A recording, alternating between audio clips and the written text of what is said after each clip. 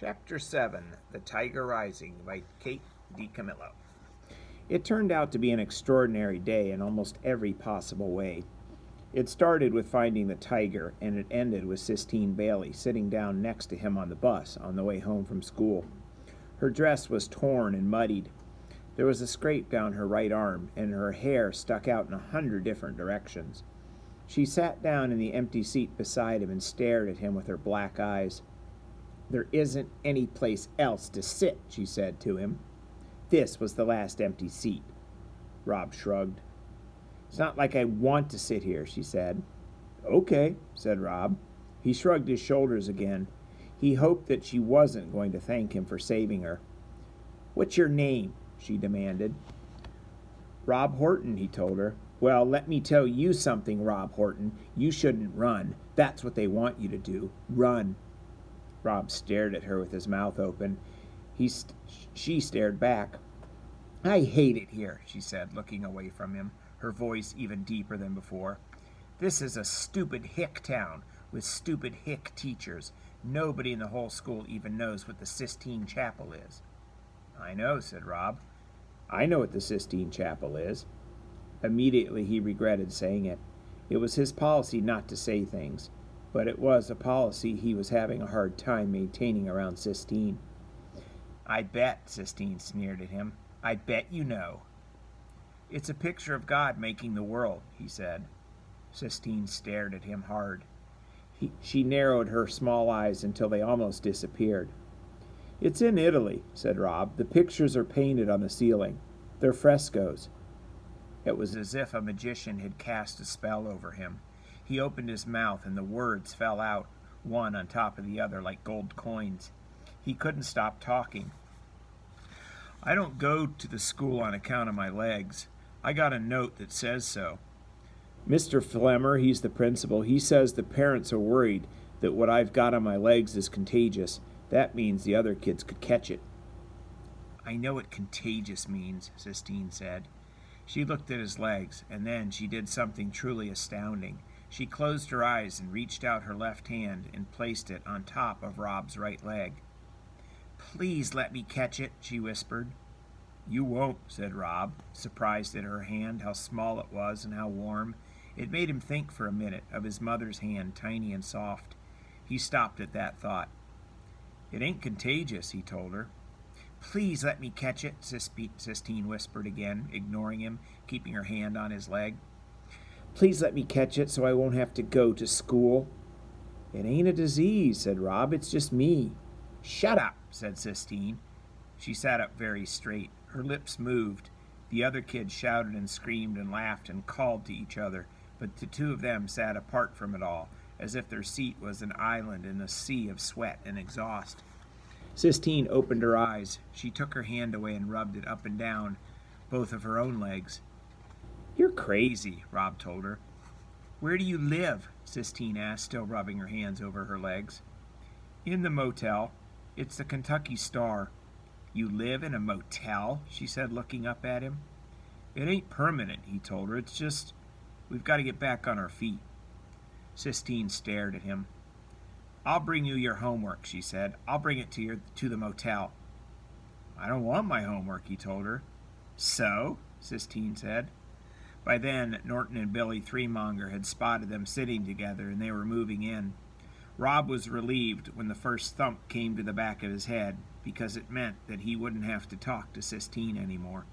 It meant that he wouldn't end up saying too much, telling her about important things like his mother or the tiger. He was glad almost that Norton and Billy were there to beat him into silence. Chapter 8. His father read the note from the principal slowly, putting his big finger under the words as if they were bugs he was trying to keep still. When he was finally done, he laid the letter on the table and rubbed his eyes with his fingers inside. The rain beat a sad rhythm on the roof of the motel. "That stuff ain't nothing anybody else can catch," his father said. "I know it," Rob told him. "I already told that principal once before. I called up there and I told him that." "Yes, sir," said Rob. His father sighed. He stopped rubbing his eyes and looked up at Rob. "You want to stay home?" he asked. Rob nodded. His father sighed again. Maybe I'll make an appointment. Get one of them doctors to write down that what you got ain't catching, all right? Yes, sir, said Rob. But I won't do it for a few days. I'll give you some time off from school. That would be all right, said Rob. You gotta fight them, you know, them boys. You know you don't want to, but you gotta fight them, else they're never gonna leave you alone. Rob nodded. He saw Sistine twirling and punching and kicking, and the vision made him smile. In the meantime, you can help me out around here, said his father. Do some of the maintenance man work at the motel. Do some sweeping and cleaning for me. Beauchamp's running me ragged. There ain't enough hours in the day to do everything that man wants done. Now go on and hand me that medicine. His father slathered and slapped the fishy-smelling ointment on Rob's legs, and Rob concentrated on holding still. Do you think Beauchamp is the richest man in the world? He asked his father. Nah, said his father. He don't own but this one itty-bitty motel now. In the woods, he just likes to pretend he's rich, is all. Why do you ask? I was just wondering, said Rob. He was thinking about the tiger pacing back and forth in the cage. He was certain that the tiger belonged to Beauchamp. And wouldn't you have to be the richest man in the world to own a tiger? Rob wanted desperately to go see the tiger again, but he was afraid that he had imagined the whole thing. He was afraid that the tiger might have disappeared with the morning mist. Can I go outside? Rob asked when his father was done. Nah, said his father. I don't want that medicine rained off you. It costs too much. Rob was relieved almost that he had to stay inside. What if he went looking for the tiger and he wasn't there? Rob's father cooked them macaroni and cheese for supper on the 2-burner hot plate they kept on the table next to the TV. He boiled the macaroni too long, and a lot of it stuck to the pan, so there wasn't many noodles to go with the powdery cheese.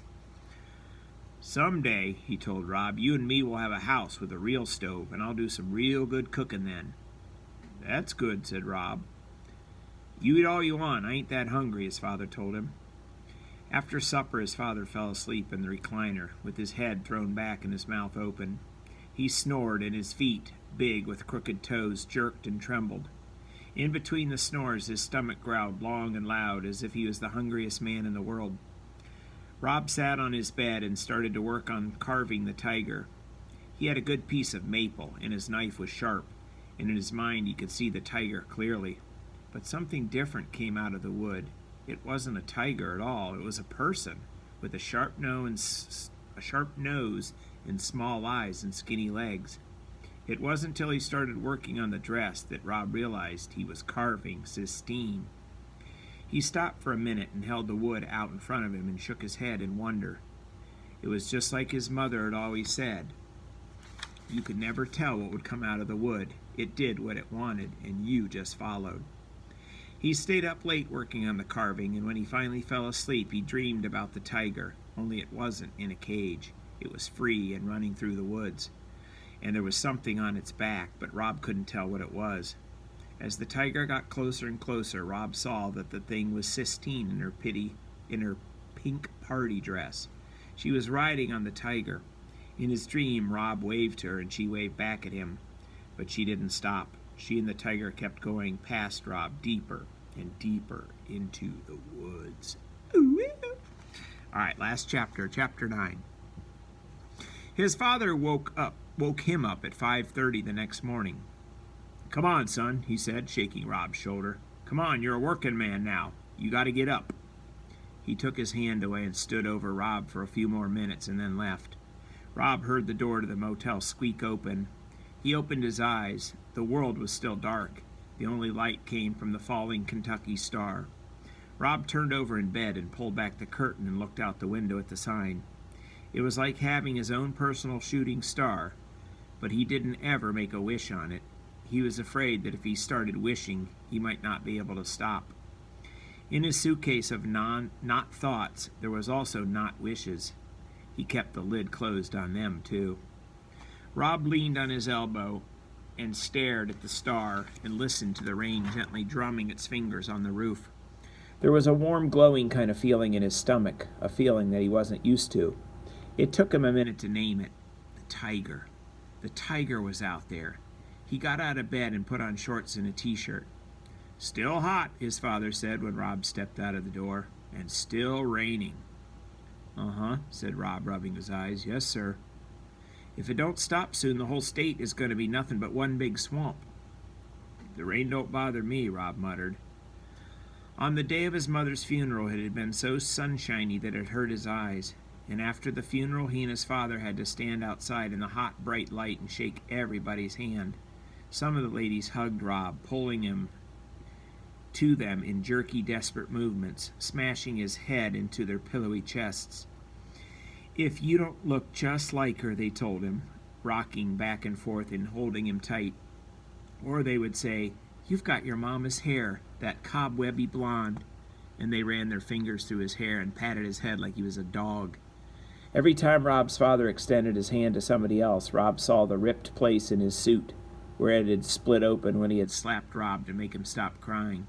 And it reminded Rob again, "Do not cry, do not cry."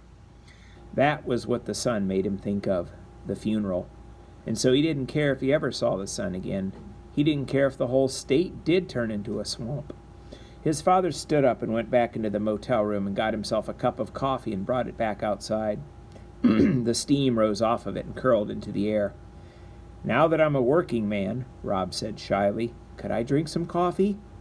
His father smiled at him. "Well," he said, "I guess that would be all right." Rob went inside and poured himself a mug of coffee and brought it back outside and sat down next to his father and sipped it slowly. It tasted hot and dark and bitter. He liked it.